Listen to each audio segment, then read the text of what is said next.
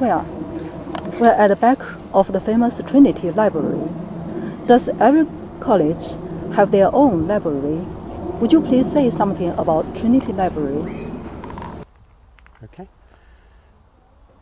This magnificent building, as you mentioned, is the library of Trinity College. It's perhaps the greatest college library in Oxford and Cambridge, designed by the greatest English architect, Sir Christopher Wren, in the 17th century. And it's a beautiful example of classical architecture, housing wonderful volumes, manuscripts of Newton and Bertrand Russell, as well as children's stories, as I mentioned, Winnie the Pooh and so on. And it's typical of Cambridge. Every Cambridge college has a library. Cambridge is very fortunate in its book, in that it has a university library, which is a copyright library, which means it gets a copy of every book that's published in Britain, or free and automatically. It's a very ancient library.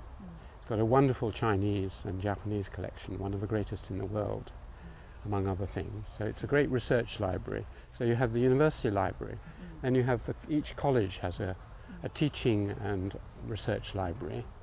Then you have area libraries. You have South Asian studies, or Latin American studies, or African studies.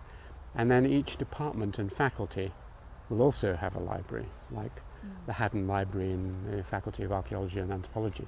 So you have 4 layers of libraries as well as good bookshops. So students have 4 places where they can find books. And recently they've integrated all these into one catalogue, the Newton catalogue as they call it. So you can type in the name of a book and you can find whether it's in a university library or in a college library or anything else. And there are reasonable borrowing provisions for this. So probably there are more books per student in Cambridge and Oxford than anywhere else in the world.